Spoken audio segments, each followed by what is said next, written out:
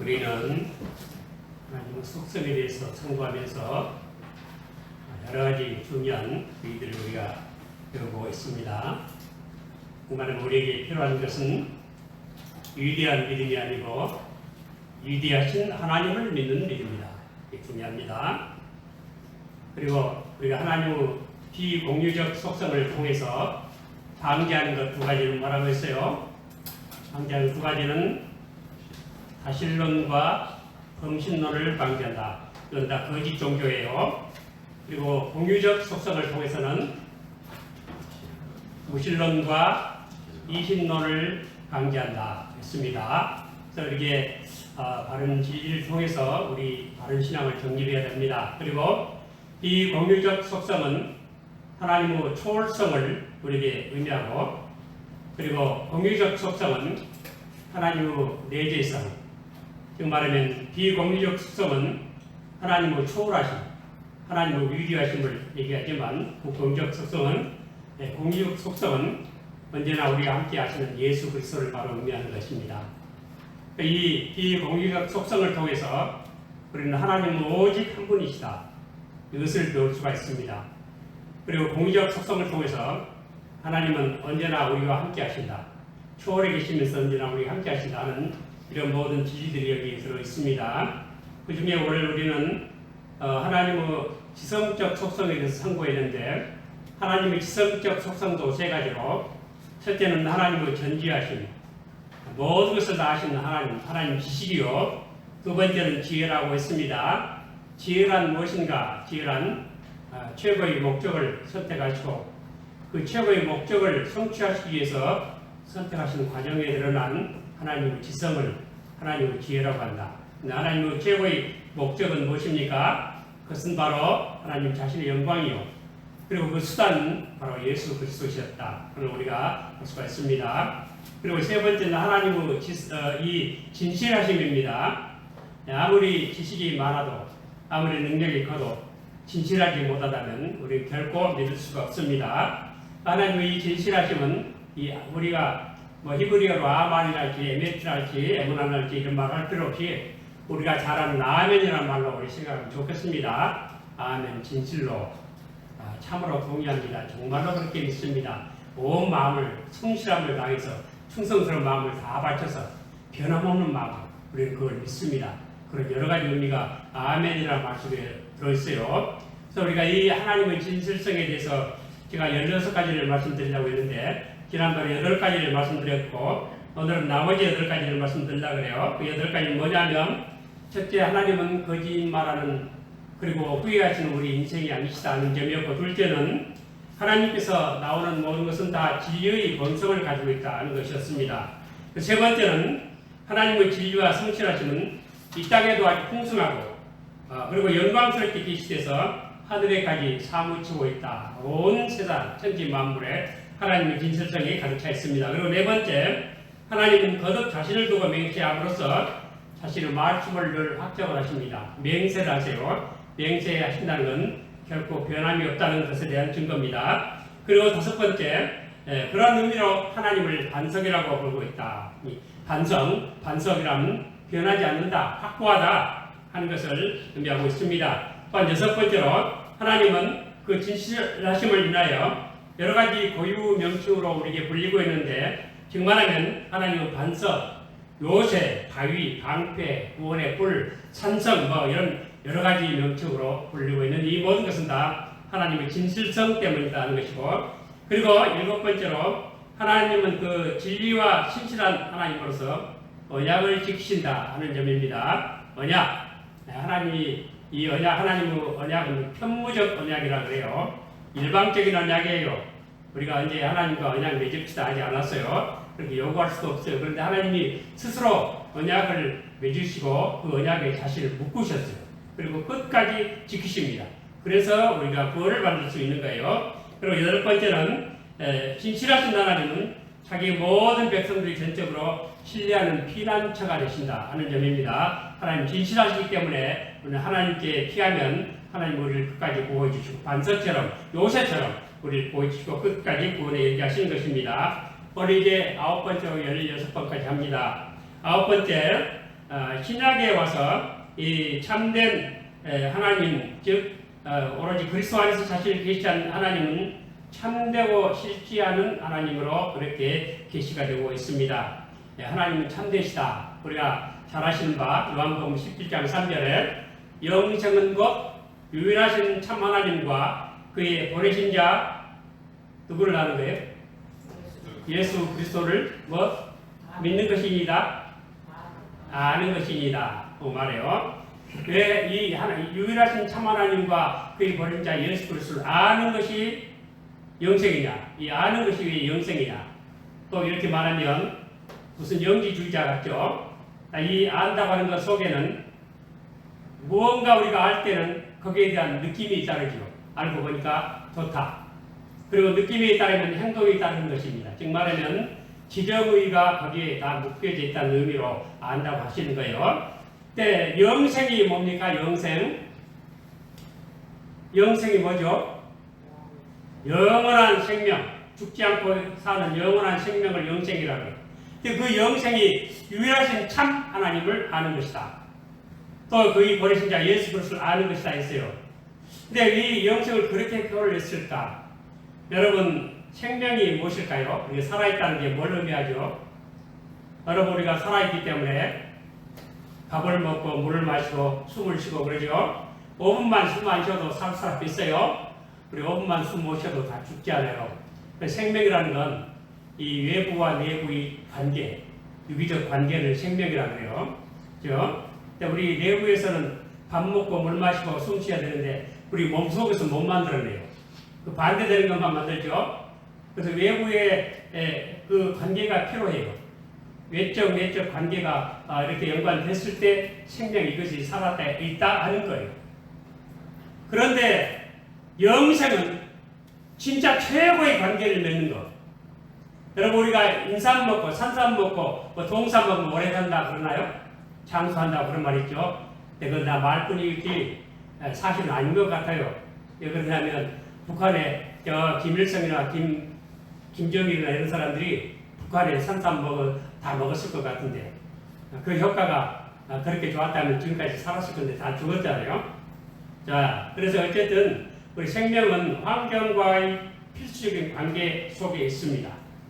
그런데 이 세상의 모든 것 중에서 가장 좋은 것, 최고의 선이 뭐냐면 최고의 선은 하나님이세요. 그렇죠?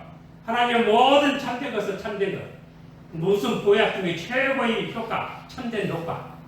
모든 음식 중에서 최고의 음식, 최고의 음료, 최고의 공기.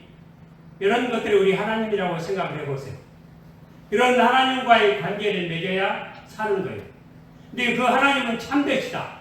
이 참되시다. 참된 하나님이라 했어요. 영적은 곧 유일하신 참 하나님과 참된 하나님. 알레티로스 데오스, 알레티로스 참된 트루가 참된 데오스 하나님이십니다. 이 참되신 하나님께 모든 좋은 것이 다 있어요. 이런 참된 하나님을 우리가 이 하나님과 교통을 함으로써만이 영생을 얻는 거예요. 하나님은 죽은 자의 하나님이 아니고 살아계신 하나님이십니다. 그래서 하나님과의 관계를 맺을 때 우리는 영원히 살 수가 있습니다. 그래서 이 영생은 곧 유일하신 참 하나님과 그런데 이 하나님을 어떻게 아느냐? 바로 예수 그리스도를 통해서만 아는 것입니다. 예수님을 통하지 않고는 하나님을 결코 알 수가 없어요. 그래서 이 유일하신 참 하나님과 그의 보내신 자 예수 그리스도를 알아야 그를 알므로 그를 느끼고 그를 좋아하고 사랑하게 되고 그래서 그 뜻을 따라 행하게 됩니다. 안다는 의미가 그런 의미가 들었어요. 그래서 영원한 생명을 우리가 누리게 되는 것입니다. 우리 하나님 안에 있는 사람은 죽어도 살고 영원히 삽니다. 왜냐하면 그 하나님은 참 하나님이시기 때문입니다. 여러분, 우리 애국가에 나오는 하느님은 그런 뜻이 아니에요. 참 하나님이 아니에요. 그냥 진짜 하나님 아니고 어떤 의식적인 이론적인 우리 상상에만 있는 그런 하나님, 그런 존재예요. 그래서 무신론자도 우리 애국가 큰 소리로 불러요. 자, 그래서 우리 이 영생은 참 하나님, 참 하나님을 알아야 영생이에요. 여러분, 우리 참된 하나님이 우리 속에 거하심을 믿습니까? 그러면 우리에게 뭐가 있을까요? 우리에게는 영생이 있어요. 그래서 죽어도 다 살아나고 영원토록 살게 될 줄로 믿습니다.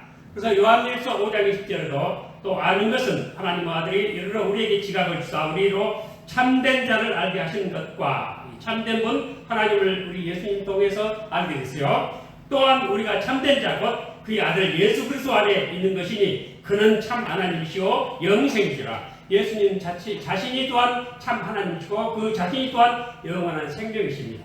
그래서 우리가 예수를 믿을 때 영생을 얻게 됨을 확실히 믿으시기를 바랍니다. 이 하나님이 참 하나님이시다. 이것은 하나님의 진실성을 아멘 되시는 하나님을 그렇게 표현하고 있는 것입니다. 그리고 10번째로 그가 계시한 모든 것은 다 순전히 진리다 하는 사실입니다. 왜냐하면 참된 하나님께서 계시하신 것이기 때문에 다 진리입니다.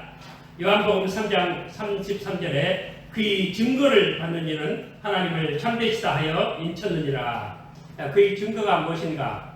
하나님께서 약속하신 것을 성취하시는 이것이 증거예요. 우리 하나님께서 약속하신 것을 성취하신 것 가장 대표적인 것은 무엇일까요? 그것은 바로 그의 아들을 메시아로 중보자로 우리에게 보내준 사건이에요. 그래서 이 하나님의 증거를 받는 자는 다 하나님을 참되시다 하여 인쳤다 하였습니다. 또 11번째 하나님의 말씀 그리고 복음 그리고 예수 그리스도는 다 진리다 하는 사실이에요. 여러분 요한복음 17장 17절에 저희를 진리로 거룩하게 하옵소서. 아버지의 말씀은 진리니이다. 아버지의 말씀은 뭐라고요? 진리다고 말씀하고 있습니다. 이 진리를 통해서만 우리 사람은 거룩해집니다. 근데 감리교의 그 베슬레는 완전 거룩, 완전 성화를 가르치고 그걸 주장을 했어요.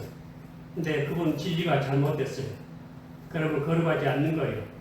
완전 성화라는 게 뭘 의미할까요? 여러분 완전하다. 완전하다 하는 게 뭘 의미할까요? 그것은 더 이상 성장할 것이 없다. 한 의미예요. 더 이상 거룩해질 것도 없다. 내 성장이 끝나버린 거예요.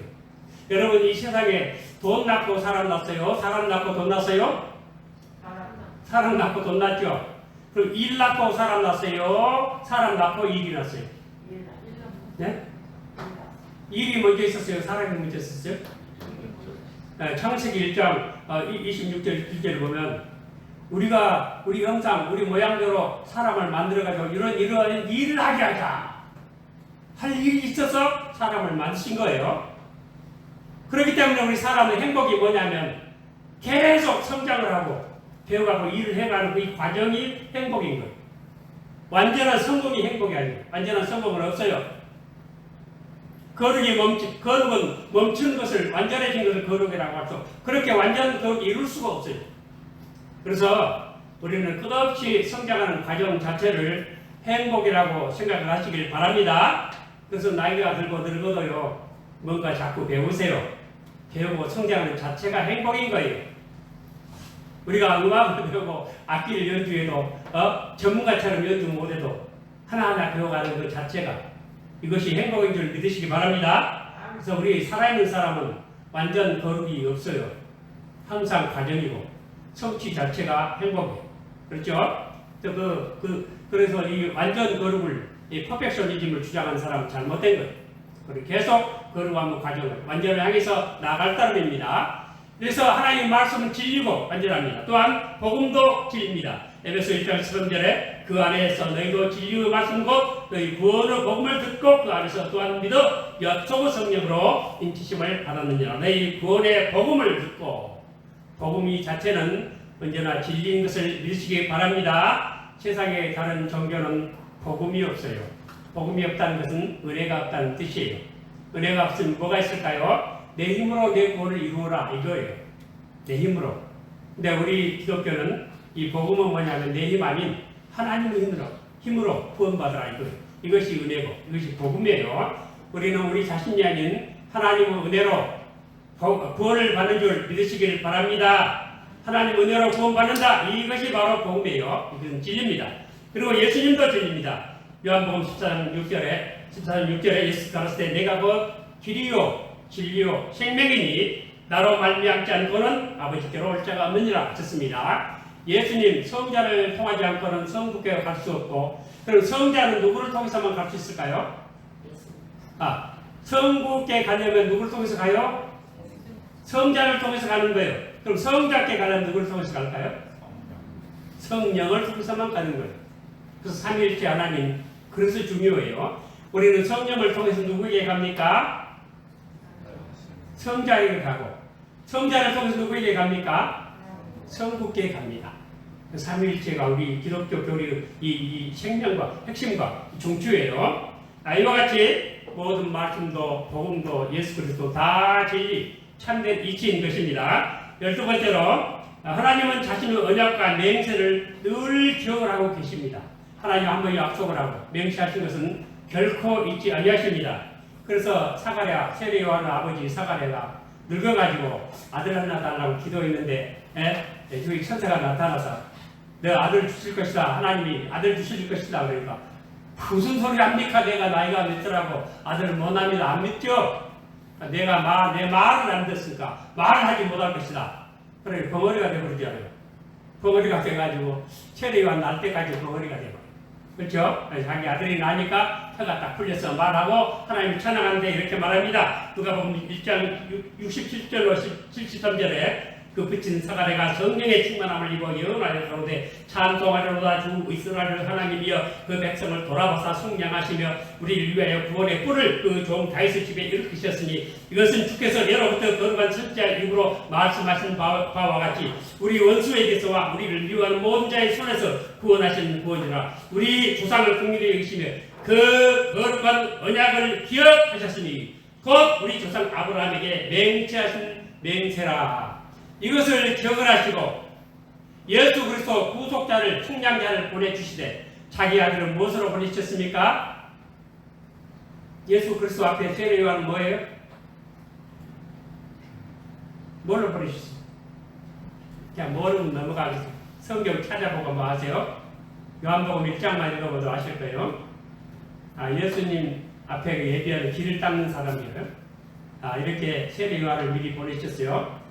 그 세례 요한의 아버지 사가랴가 성령 충만해서 하나님은 그 맹세하신 약속을 언약을 항상 기억하고 계신다. 그래서 그 아들을 보내준다 하고 이렇게 찬양을 했습니다. 13번째로 하나님의 신실하심은 항상 언약의 하나님으로서 항상 변함이 없습니다. 하나님의 신실하심 이것을 이 헬라어로는 피스티스라고 해요. 하나님께 말할 때 이건 신실하심이라 그러고 우리 말로 하자면 믿부심이라고 해요. 그리고 우리 주관적으로는 이 피스티스를 믿음이라고 해요. 피스티스가 뭐라고요? 주관적으로 믿음이 피스티스예요. 그 믿음을 하나님에게 말할 때는 하나님은 뭐 믿고 말고 할 게 있나요? 의지할 것이 없죠. 하나님은 믿부심이라고 하는 거예요.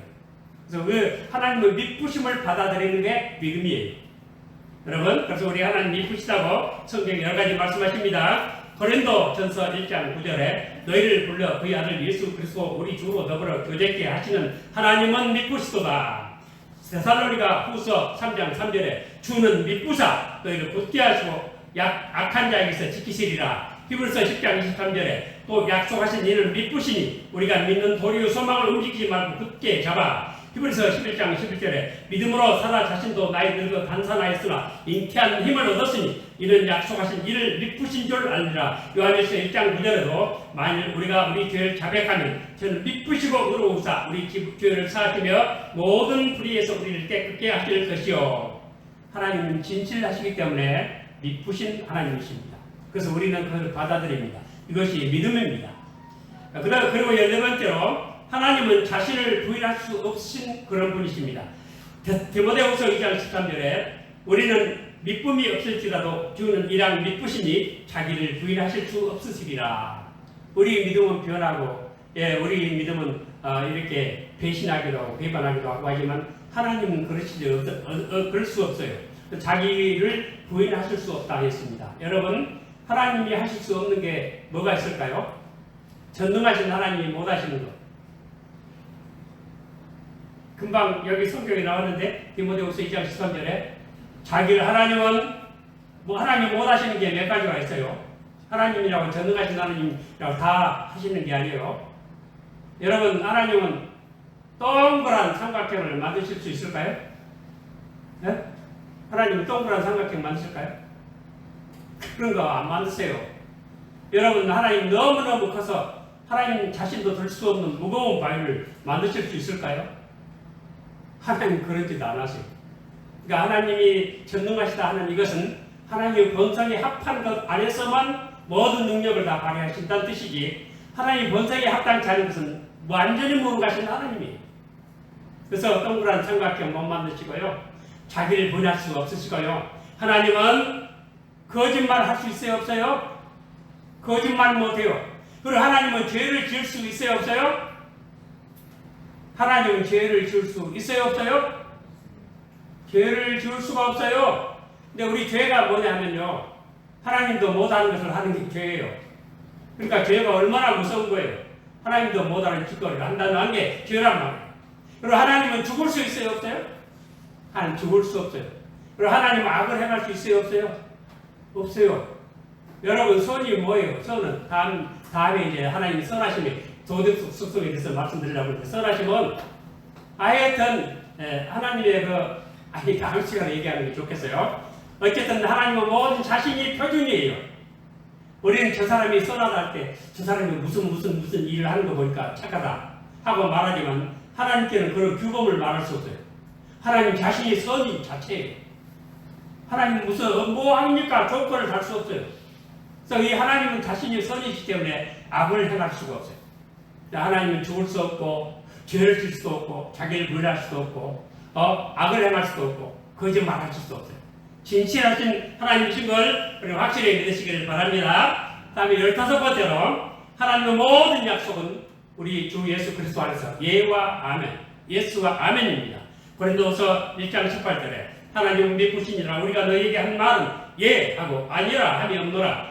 19절 20절에 우리 곧 나와 실루아노와 디모데로 말미암아 너희 가운데 전파된 하나님의 아들 예수 그리스도는 예 하고 아니라 함이 되지 아니하였으니 저희에게는 예만 되었느니라. 하나님의 약속은 얼마든지 그리스도 안에서 예가 되니 그런즉 그런 말미암아 우리가 아멘 하여 하나님께 영광을 돌리게 되느니라 했습니다. 하나님 모든 말씀들은 예와 아멘밖에 없어요. 여러분, 하나님 모든 말씀을 예와 아멘으로 다 받으시기를 축원합니다. 마지막, 예수 그리스도는 충성된 증인, 호 마르투스 호 피스토스라고 말씀하고 있습니다. 충성됩니다. 충성된 증인이시고 충성된 증거 자체가 되십니다. 예수님은 하나님을 증거하시고 말씀을 증거하셨을 뿐 아니라 자기 자신이 증거 자체가 되셨습니다.